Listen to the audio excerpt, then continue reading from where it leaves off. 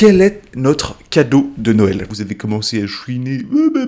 Les podcasts, ils sont trop longs, ça dure 2 heures. C'est mon podcast et je fais exactement ce que je veux. Et les gens qui écoutent sur YouTube, arrêtez de faire les malins parce que je suis en train d'hésiter à vous couper le podcast. Bienvenue dans Première Consultation, le podcast préféré des professionnels de la santé et des patients. Je m'appelle Anthony Perdry, je suis docteur en pharmacie, je crée des vidéos depuis 2016 sous le nom de Douzerie. Mes vidéos ont permis à des milliers d'étudiants d'être guidés dans leurs études et dans leur choix de carrière. Dans ce podcast, nous parlerons de pharmacie, santé et bien-être en général. Si vous êtes satisfait de votre première consultation avec votre docteur préféré, mettez 5 étoiles au podcast et visitez mon compte Instagram. Sortez votre carte vitale, bienvenue dans votre première consultation. Bonjour à tous et bienvenue dans le podcast Première Consultation. Première Consultation, le podcast préféré des patients et bien sûr des professionnels de santé. Vous le savez maintenant, les podcasts sont désormais divisés en plusieurs épisodes puisque 1h30 ça vous faisait un petit peu long.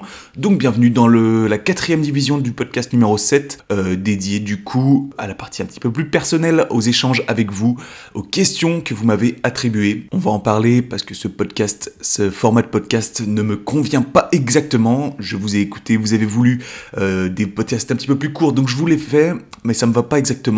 Donc on va remanier tout ça, on en parle tout de suite après. Comme je vous l'ai dit, c'est la rubrique, une sorte de FAQ.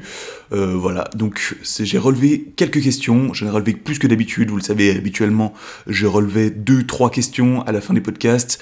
Là, vu que c'est un épisode à part entière, on va prendre un peu plus le temps de développer, parce qu'avant je prenais les 30 secondes par question, là on va prendre un petit peu plus de temps, et il y a 6 questions en tout que vous m'avez envoyées sur Instagram. Première question.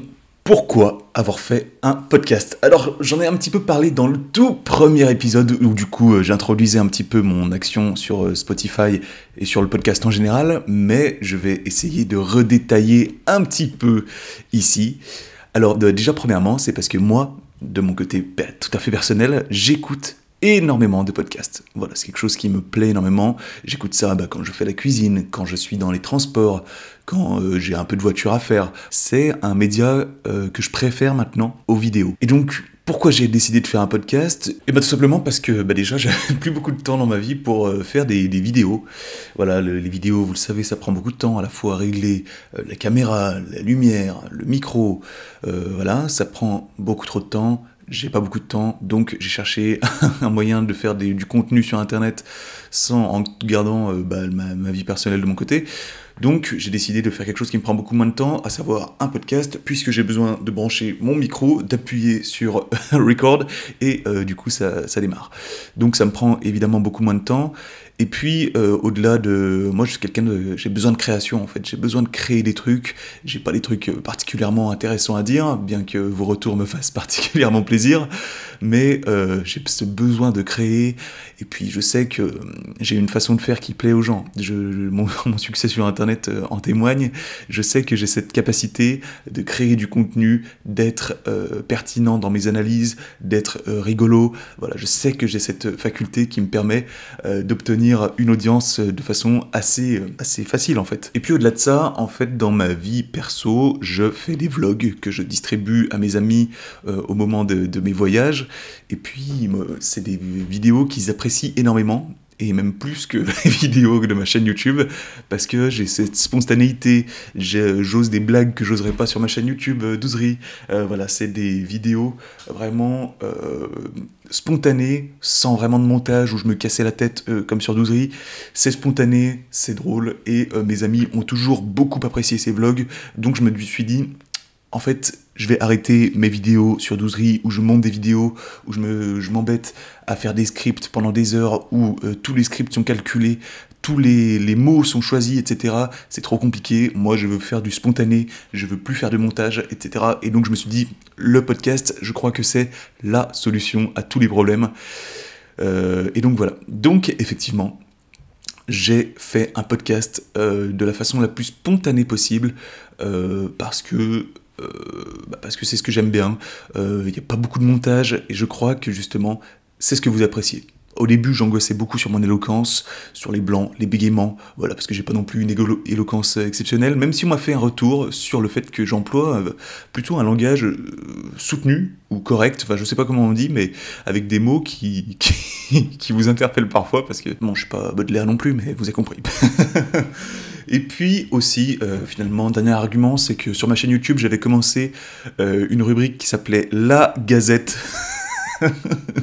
La Gazette où finalement je critiquais ce qui se passait dans les actualités en santé, plus ou moins ce que je fais actuellement dans mon podcast. Donc voilà, donc la Gazette est poursuivie dans ce podcast. Voilà, et donc voilà pourquoi j'ai décidé de faire un podcast. Ça me prend moins de temps, je trouve ça plus pertinent vis-à-vis de l'audience que je vise. Je trouve que je suis rigolo quand je suis spontané. Voilà. Et donc, récemment, vous avez commencé à chouiner. Les podcasts, ils sont trop longs, ça dure 2 heures. Je vous ai écouté, j'ai fait des podcasts divisés par 20 minutes, par tranche de 20 minutes. Voilà. Du coup, vous avez arrêté de chouiner. Sauf que moi, ça me va pas. Parce que c'est trop le bazar. Après, si vous regardez mon fil d'actualité du podcast, c'est trop le bazar. Vous avez l'épisode 7, 7.1, 7.2, 7. Ça ne veut plus rien dire. En fait, pour quelqu'un de nouveau qui arrive sur le podcast, ça ne veut plus rien dire. Donc, on va réorganiser ça. Parce que, en fait, ça vient d'où ? Ça vient que, à la base, j'ai voulu faire des rubriques dans mon podcast. Moi, je suis quelqu'un de cadré, j'ai besoin de chapitrage. Donc, j'ai voulu faire des rubriques. Il y avait la rubrique numéro 1, les news de douzerie. La rubrique numéro 2, l'anamnèse, c'est là où je vous parle de mes expériences personnelles. La rubrique numéro 3, c'est la rubrique sémiologie, où je décrypte les news, l'actualité en santé. La 4, c'était le sondage de la semaine. Ensuite, il y avait le diagnostic, c'est où je vous parle d'une maladie, d'un laboratoire, d'une figure historique, etc. en santé. La rubrique numéro 6, c'est la prophylaxie, je vous parle de conseils santé. La rubrique numéro 7, c'est la prescription. C'est le devoir de la semaine où je vous mets au challenge, c'est le challenge santé en fait. Et la rubrique numéro 8, c'est celle qu'on fait en ce moment, c'est la rubrique FAQ. Et donc, je me suis dit, vu que je vais découper les podcasts en épisodes de 20 minutes, je vais prendre chaque rubrique et je vais publier une par une les rubriques. Mais en fait, c'est insupportable parce que moi, ça me fait... Avant, je publiais un épisode de 2 heures. Maintenant, je dois publier 8 épisodes de 20 minutes. Vous vous rendez compte que ça fait le travail x 8. Donc, c'est vraiment compliqué. C'est vraiment compliqué et... Donc on va réorganiser ça et je vous propose pour 2024 on va repartir sur... Ah oui parce que j'ai oublié de vous dire, c'est le dernier épisode de l'année. C'est sûrement le dernier épisode de l'année, je suis pas sûr d'avoir le temps avec les fêtes qui vont arriver de faire un autre épisode. Donc voilà. Et donc pour 2024 on va réorganiser en gardant le format d'épisode de 20 minutes mais en abandonnant les rubriques. Ça n'a duré que 7 épisodes. Les rubriques n'ont pas une longévité énorme, elles n'ont duré que 7 épisodes. C'est-à-dire qu'il n'y aura plus de chronologie. Rubrique 1, 2, 3, 4, 5, 6, 7, 8. C'est que si un jour j'ai envie de faire 2 épisodes d'actualité, de sujets d'actualité à la suite, je le fais. Si un jour j'ai pas envie de faire de rubrique conseil santé, je le fais. Donc il y aura toujours les titres des parties prescription, prophylaxie, etc. Mais si vous voyez plus d'harmonie avec les rubriques 1, 2, 3, 4, 5, 6, 7, 8, à la suite, ne vous inquiétez pas, c'est juste que moi ça me stresse en fait. C'est que quand je dois sortir un épisode, je fais putain, il y a pas d'actualité en santé en ce moment. Qu'est-ce que je vais faire ? Bon je vais attendre un petit peu avant pour sortir un nouveau podcast. Non, ça n'existera plus. C'est-à-dire que s'il n'y a pas de sujet d'actualité, je ne fais pas de sujet d'actualité cette semaine et on en fera la semaine d'après. Ce qui n'empêche pas que je sorte les autres rubriques. Bref, j'imagine que vous avez compris, c'est pas très compliqué. De toute façon, c'est mon podcast et je fais exactement ce que je veux. Voilà, donc j'espère avoir répondu à la question de mademoiselle, je ne me souviens plus, Mathilde. Voilà, donc j'espère avoir répondu à sa question. Deuxième question. Oh putain, alors celle-là, quand je l'ai vue, j'ai cru que Bon, je vais vous la lire, vous allez vite comprendre. Il y a trop de publicités sur YouTube, est-il possible de les enlever ? Le culot, là, excusez-moi, certainement pas. pour introduire la réponse, déjà, non, parce que il y en a pas beaucoup, il y en a 3 par vidéo, ce qui fait 3 par 20 minutes, donc une publicité toutes les 7 minutes, c'est pas non plus énorme, il y a des youtubeurs qui en font beaucoup plus. Et pourquoi on va garder les pubs? Et bah tout simplement parce que, vous l'avez certainement vu, c'est que mes podcasts font peu de vues par rapport à ce qu'une vidéo pourrait faire.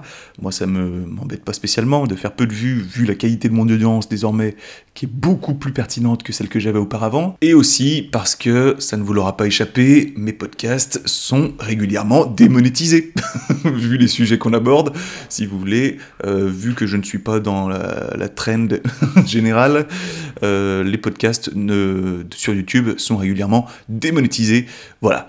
Donc je ne vais pas enlever les publicités sur YouTube, aussi parce que les podcasts que je fais sur Spotify, c'est 100% bénévole. Il n'y a aucun revenu qui sont réalisés sur Spotify. Inutile également de vous préciser que ce podcast n'est sponsorisé par aucune marque, voilà, c'est une évidence, hein. Personne ne veut s'associer à moi, peu importe, hein. Puis de toute façon si c'est pour brider mon discours, pour ne plus pouvoir faire de blagues, parce que comment ça marche les sponsors, je vous explique, c'est que vous devez envoyer votre script à la marque, ils le valident, et ensuite vous tournez votre vidéo, ils font une revue, s'il y a des choses qui ne vont pas, ils vous disent « Ah bah faut enlever ça, par contre là t'as dit merde à ce moment-là, faudra enlever merde, hein, parce que ça ne convient pas à notre ligne éditoriale, donc on te fait confiance, tu enlèves le mot merde, c'est insupportable. » Tout est trop cadré, moi j'ai besoin de liberté dans mon podcast, donc s'il y a une marque qui se reconnaît dans mon discours, qui veut m'accompagner, moi c'est avec grand plaisir évidemment, mais il faut quand même me laisser de la liberté, de la spontanéité. Vous avez compris le ton de mon podcast, j'ai besoin de ça, et si c'est pour brider mon discours, ça risque d'être compliqué. Donc voilà pourquoi j'enlèverai pas les publicités. Putain, le culot quand même de la question, quoi. Le culot de la question. Je reçois 3 € par mois sur Tipeee, et elle se permet de me dire excuse-moi, 3 € par mois c'est trop, là, tu peux enlever les pubs sur YouTube. Non, bien sûr que non, bah attends... envoie 50 € sur Tipeee, et après peut-être que j'enlèverai les pubs. Et les gens qui écoutent sur YouTube, petit conseil, arrêtez de faire les rigolos. Arrêtez de faire les malins, parce que je suis en train d'hésiter à vous couper le podcast. J'hésite à en fait me concentrer uniquement sur Spotify, plutôt que poster mes podcasts sur YouTube, qui m'apportent une audience certaine, mais qui... je sais pas, j'ai envie de me consacrer vraiment uniquement au podcast, et YouTube, voilà, c'est pas l'audience podcast. Quand tu vas sur YouTube, c'est pas pour écouter un podcast. Donc, petit conseil pour les gens qui sont sur YouTube, arrêtez de vous plaindre, déjà, premièrement, et téléchargez Spotify si vous voulez pas de pub. Y a pas de pub sur ce Spotify, téléchargez-le, mettez 5 étoiles, et voilà, comme ça vous n'aurez plus aucune raison de vous plaindre. Troisième question, quels sont les avantages de faire industrie par rapport à l'officine ? Ah, alors là, de façon spontanée comme ça, répondre de façon spontanée, j'ai envie de dire que déjà, en industrie, la première chose qui me vient à l'esprit, c'est la multiplicité des professions. C'est-à-dire que tu peux travailler à la fois en production, en marketing, en affaires réglementaires, en qualité, je sais pas, il y a tellement plein de professions différentes en industrie pharma. Et puis au-delà de ça, au-delà des différentes professions, tu peux travailler dans différents milieux, à savoir en pharma, en cosmétique, en dispositif médical, en diagnostic in vitro. Tu peux travailler, je sais pas, dans tellement de branches différentes que tu peux trouver évidemment un environnement de travail qui te correspond forcément. Aussi, j'ai envie de dire que le travail en industrie pharmaceutique offre des qualités de vie qui sont certainement supérieures à celles qu'on peut trouver en officine, à moins d'être patron. À moins d'être patron, je pense que le cadre de vie en industrie pharma est quand même plutôt agréable. C'est-à-dire que vous allez pouvoir, je sais pas, travailler 40 heures par semaine. Vous allez pouvoir faire du télétravail, vous allez avoir un maximum de congés, énormément de primes, financièrement, vous allez vous y retrouver, vous allez avoir des salaires qui seront au bout d'un moment supérieurs à ceux que vous pouvez trouver en officine, bien qu'en ce moment les gens en officine soient vachement bien payés.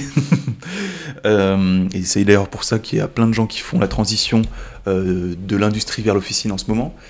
Voilà. Enfin, c'est compliqué de répondre parce que en officine, ça dépend de si tu es patron ou si tu es adjoint. En fait, si tu es patron, évidemment, tu seras mieux payé que les personnes qui sont en industrie. Si tu es patron, évidemment, tu as plein de congés. Si tu es patron, tu choisis ton rythme de travail. Et si tu veux travailler qu'une fois par semaine, tu travailles qu'une fois par semaine. Vous avez compris? En officine, le grand avantage, c'est que tu peux devenir titulaire, et donc ton propre patron, ce qui est franchement très agréable. Après, ça dépend de vos objectifs de vie. Il y a des gens qui sont faits pour être salariés, il y a des gens qui sont faits pour être patrons, il y a des gens qui sont faits pour être chômeurs. Non, je rigole, détendez-vous. Voilà, donc ça dépend de vos caractères. Je pense qu'il y a des gens qui sont faits davantage pour être en industrie, des gens qui sont davantage faits pour être en officine. Il y a des inconvénients et des plus dans chaque profession. Moi, pour le moment, celle qui me correspond le mieux, c'est l'industrie. Mais je comprends que j'ai longtemps hésité. À un moment, j'ai vraiment hésité à refaire un passage par l'officine, parce que c'est vrai qu'en officine, tu peux travailler, par exemple, 3 jours par semaine. Bon, tu peux travailler 3 jours par semaine, tu travailles 12 heures dans la journée, et en gros, toi, là, t'as fait ça. Mais par contre, moi, ce qui me gêne, c'est qu'il faut travailler régulièrement le week-end. Et le week-end, pour moi, j'ai vraiment trop la flemme de travailler le week-end, quoi. Le samedi, le dimanche, laisse tomber. J'ai pas trop envie. Pour le moment, je trouve que l'industrie pharmaceutique, c'est le travail qui me permet d'avoir le meilleur rythme. Et donc, je suis très content. Ça fait déjà un quart d'heure, on n'a fait que 3 questions. Je crois avoir donné toutes les pistes de réflexion au sujet du poste d'industrie en pharma. Voilà. 4e question, deviendras-tu ministre ? Certainement pas. Bien sûr que non. La politique, pour moi, ce n'est pas un objectif, ce n'est pas un sujet que j'envisage, parce que je trouve ça évidemment anxiogène. Je trouve que c'est trop de la magouille, c'est trop des gens entre eux qui vont se faire des petites papouilles entre eux. C'est de l'entre-soi. Voilà, c'est de l'entre-soi. Donc moi, ça m'intéresse pas de sucer un maximum de queue pour arriver au sommet de la pyramide, si vous voulez. Je préfère être fidèle à moi-même, ouvrir ma gueule sur ce podcast et dire ce que je pense, plutôt que devoir brider mon discours, me faire copain-copain avec telle ou telle personne pour espérer obtenir tel ou tel poste. Franchement, non, ça ne m'intéresse absolument pas. Enfin, je sais pas, regardez ce qui se passe si vous avez été étudiant à la fac, regardez ce qui se passe dans les corpos, dans les amicales de pharma, regardez ce qui se passe dans les syndicats qui nous représentent, puis dans toutes les assos universitaires, quoi. Il y a déjà des soucis de copinage, il y a déjà des petites magouilles, de la politique de bas niveau, quoi, où on va essayer de se faire copain-copain avec tel ou tel prof. Hein, le doyen, on va aller lui offrir des chocolats à Noël parce que XY. Et oui, s'il y a de la politique de bas niveau, à ce niveau-là, au niveau d'une association, imaginez-vous le casse-tête que ça doit être à plus grande échelle, à des niveaux supérieurs de politique, quand il faut représenter un ministère, l'État, etc. Moi, pour le moment, ce n'est pas une option que j'envisage, parce que je trouve que c'est trop casse-tête, que c'est trop anxiogène. Mais écoutez, si jamais la politique change et devient vraiment pertinente et vraiment loyale à leur vocation première, moi, ça m'intéresserait. Ça m'intéresserait de défendre réellement des valeurs, des objectifs, etc. Mais pour le moment, j'ai pas l'impression que ce soit ça. J'ai juste l'impression que c'est des relations avec les médias, des relations avec telle ou telle personne pour être bien vu. Ça ne m'intéresse pas. Moi, je préfère travailler que faire du copinage. Voilà, donc effectivement, pour répondre à la question, pour le moment, certainement pas. Après, à l'avenir, si la politique change et devient réellement pertinente, pourquoi pas, mais pour le moment, c'est pas du tout quelque chose qui m'intéresse. 5e question, quelles sont tes sources et influences pour préparer tes podcasts ? Alors pour le coup, mes podcasts, moi, en général, je vois des trucs passer sur les réseaux. Je sais pas, quand les actualités en santé, en général, je les trouve sur les réseaux, parce que je ne lis pas du tout de journaux ou de news sur Internet. J'essaie de me détacher au maximum de ce genre de sujets anxiogènes la plupart du temps, pour prendre soin de ma santé mentale, on dira. Donc je vois passer les sujets sur les réseaux, et je me dis, ah bah tiens, ça ferait un bon sujet, je me le note. Et puis après, je note pas grand-chose de plus, en fait. J'essaie de développer quelques idées comme ça, mais le podcast est, je vous l'ai dit plusieurs fois, réalisé de façon spontanée et sans notes, en fait. Et donc je développe à travers mes pensées personnelles qui me viennent comme ça. Et donc c'est ce qui fait en fait la qualité de ce podcast aussi, c'est le fait que ce soit réalisé sans notes, sans montage, sans quoi que ce soit, parce que, tout simplement, parce que 99% des gens ne seraient pas capables de faire ce que je fais.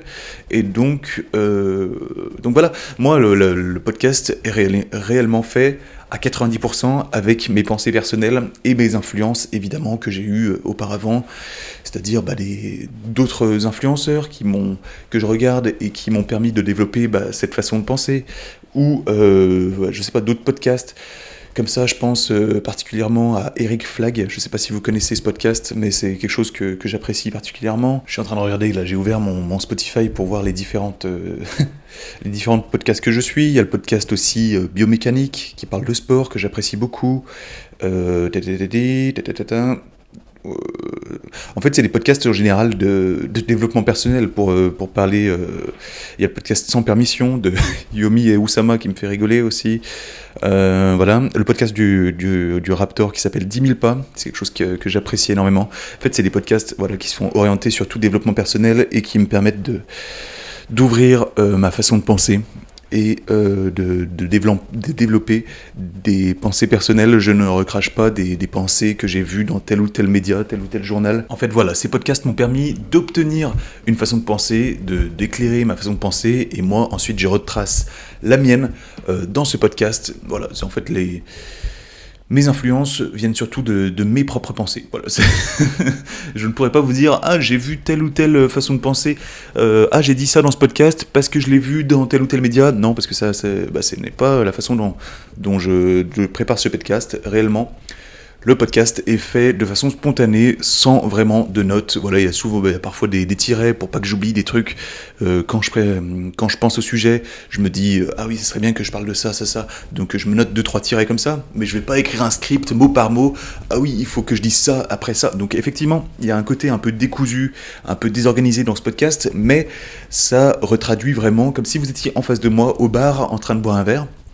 Et donc je vous expliquais, tiens, pourquoi il y a un problème qu'est-ce que ça veut dire vraiment la délivrance à l'unité à l'officine, pourquoi c'est bien, mais pourquoi aussi il y a quelques inconvénients auxquels tu n'aurais pas vraiment pensé. Voilà, c'est ça l'intérêt de mon podcast, c'est vraiment comme si on était tous les deux dans un restaurant ou je sais pas quoi, et qu'on échangeait, qu'on débattait sur un sujet. Donc je pourrais pas vous dire réellement les influences que j'ai eues, parce que spécifiquement sur le sujet de la santé, j'ai pas eu réellement de père ou de mentor qui m'expliquait cette façon de penser en santé, puisque vous savez que les gens en santé répètent tous la même chose les uns les autres, et moi j'apporte vraiment quelque chose de novateur sur le sujet. Donc j'ai pas vraiment eu de mentor à ce niveau-là. Je suis, je pense, un des premiers à parler de cette façon. Donc pour te parler mais si tu pensais avec cette question que j'allais te dire ah oui, n'hésite pas à écouter tel ou tel influenceur, tel ou tel podcast qui dit globalement la même chose que moi. Désolé, je n'ai aucun podcast à te recommander, parce que je ne connais personne d'autre qui fait la même chose que moi, et qui le fait aussi bien, parce que je suis tout simplement le boss, vous le savez également. 5 étoiles sur Spotify, évidemment, pour remercier ce podcast magnifique et sans tabou que je réalise. Et enfin, dernière question, quel est notre cadeau de Noël ? Vous avez du culot parfois dans vos questions, mais vous êtes marrant. Vous êtes marrant et ça me fait beaucoup rigoler. Merci à toutes les personnes qui m'envoient des questions, parce que vous me faites marrer. Quel est votre cadeau de Noël ? Eh bien, c'est ce magnifique podcast que je vous offre avec grand plaisir. Ne me remerciez pas. Si, en fait, remerciez-moi. Voilà, remerciez-moi parce que je fais un travail formidable et j'ai besoin d'un petit peu de gratitude. Allez, prenez 5 minutes pour me remercier. Mettez 5 étoiles au podcast. C'est mon cadeau de Noël. Voilà, c'est mon cadeau de Noël. Et puis, si vous êtes parmi les plus riches de mon audience, si vous pouvez vous permettre de m'envoyer 1 euro sur Tipeee, ça me ferait un grand plaisir. Donc voilà, mon cadeau de Noël que je vous fais, il vaut de l'or. Je le sais bien, c'est le cadeau le plus cher que vous recevrez cette année. Vous ne pouviez pas espérer mieux que quelqu'un délivre la parole sur le sujet de la santé comme ça. Vous ne pouviez pas espérer un cadeau plus grand. Mais je vous le donne, je vous l'offre avec bonheur, avec plaisir. Non, plus sérieusement, non, c'est vrai que les cadeaux de Noël, en fait, à chaque fois j'y pense, parce que, vous savez, à chaque fois, pendant la période de l'Avent, et bah il y a des gens qui vont faire des calendriers de l'Avent. En fait, maintenant, le fait d'avoir un calendrier de l'Avent, le fait de créer un calendrier de l'Avent quand tu fais du contenu sur Internet, c'est devenu obligatoire. Alors que bah moi, je trouve que vaut mieux faire un truc soit exceptionnel, soit s'abstenir de faire quelque chose bâclé ou fait à moitié. Donc moi, je vous le dis, pour le moment, je n'ai jamais rien offert à mes abonnés pour Noël. Peut-être que c'est un tort, parce qu'effectivement, c'est des opérations qui permettent de gagner énormément d'abonnés. Mais moi, je préfère, le jour où je vous offrirai un cadeau, je vous le dis, ce sera un truc exceptionnel. Ça sera le jour où il y aura un calendrier de l'Avent sur première consultation, je vous garantis que ça va être un truc incroyable. Parce que c'est quoi? Vous voulez que je vous fasse un calendrier de l'Avent? Je vous emmène découvrir 24 professions de pharmacien jusqu'à Noël. C'est ça que vous voulez? Vous voulez vraiment que je vous fasse ça? Mais vous ne seriez même pas content si je vous faisais ça. C'est nul comme idée. Évidemment, j'aurais pu le faire. Je vous présente 24 médicaments jusqu'à Noël. Allez, c'est ça que vous voulez? Et ben l'an prochain, on fait ça. Voilà. Et donc, vous vous plaindrez plus de ne pas avoir de cadeau de Noël. Je vous présente 24 laboratoires qui m'ont tous payé pour que je fasse pas le podcast. Et non, bah non, mais le jour où il y aura un calendrier de l'Avent, ce sera un truc magnifique, ce sera exceptionnel. Il n'y aura pas de je vous présente je sais pas quoi là. C'est nul, il y aura des vrais cadeaux, il y aura 10 000 euros de cadeaux. Bah oui les amis, mais non, cette année il n'y a pas de cadeaux parce que vous n'avez pas fait de don sur Tipeee, parce que vous n'avez pas mis 5 étoiles au podcast, voilà. Si vous aviez mis des étoiles au podcast, il y aurait des cadeaux, vous pouvez vous en prendre qu'à vous. Je rigole, évidemment. Le cadeau de Noël que je vous demande de faire, vous, par contre, je vous en ai parlé dans l'épisode numéro 3, je crois, ou 2. Donnez, les amis. Il y a des gens qui ont besoin d'aide en ce moment. Je pense, par exemple, aux personnes âgées, aux personnes qui vivent dans la rue. Je pense aux personnes... Donnez votre sang aussi, si vous voulez faire des cadeaux à Noël, voilà.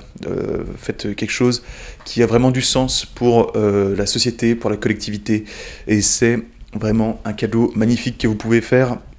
Donnez, c'est magnifique. Le don de soi, le don d'argent, la générosité, vous le savez que vous êtes content quand vous donnez quelqu'un, que vous avez l'impression d'avoir fait une bonne action, et c'est le cas. Donc n'hésitez jamais à donner, à être généreux. C'est quelque chose qui est vraiment primordial. Offrez une couverture que vous n'utilisez plus, un plaid que vous n'utilisez plus, vous l'offrez à quelqu'un qui dort dans la rue, il en a grandement besoin, il fait très froid en ce moment. Une personne âgée, je sais pas, proposez-lui de lui livrer des repas, proposez-lui j'en sais rien moi, de promener son chien, voilà. Donnez votre sang, le sang, voilà, ça vous prend 1 heure de votre temps dans la journée, et vous avez fait une action, mais magnifique, ça va sauver une vie. Qu'est-ce qui est plus beau que donner la vie à quelqu'un? Vous vous rendez compte? Voilà. Et puis sinon, évidemment, faites le bien autour de vous, soyez gentils, soyez aimants avec votre femme, avec votre famille, c'est primordial, vivez les moments présents plutôt que... Noël, c'est un moment magnifique qu'il ne faut jamais oublier. C'est pas le moment où on est aigri, où on se dispute, etc. C'est les moments en famille, avec notre compagne ou notre compagnon. Voilà, c'est des moments magnifiques dont on se souvient toute notre vie. Vivez, les amis, soyez heureux. Le podcast a vraiment changé du tout au tout, là. Ça a pris une toute autre tournure, c'est très chiant à dire, toute autre tournure en 1 minute, là, ça a vraiment changé. Voilà, écoutez, je sais pas s'il y aura un autre podcast, les amis, avant Noël, je ne pense pas, c'est dans 10 jours, et j'aurai plein de choses à faire, j'aurai énormément de choses à faire, donc il n'y aura probablement, même très certainement, pas de podcast avant Noël, et entre Noël et le jour de l'an, je vais essayer. Tout à l'heure, je vous ai dit qu'il n'y aurait pas de podcast, c'est le dernier podcast de 2023, mais je vais peut-être essayer de retrouver un sujet. Bref, on verra ce qu'il en est. Je vous souhaite, mes amis, un joyeux Noël. Profitez de vos proches, profitez de votre famille et faites le bien autour de vous. Je vous l'ai dit, c'est ce qui vous rendra heureux dans votre vie, de faire le bien autour de vous. N'oubliez pas, 5 étoiles au podcast, faites des dons sur Tipeee si vous voulez me remercier, si vous voulez me faire un petit cadeau de Noël, 1 euro sur Tipeee, ça me ferait vraiment très très plaisir. Je vous embrasse, c'était Anthony, alias Douzerie pour première consultation. À bientôt les amis.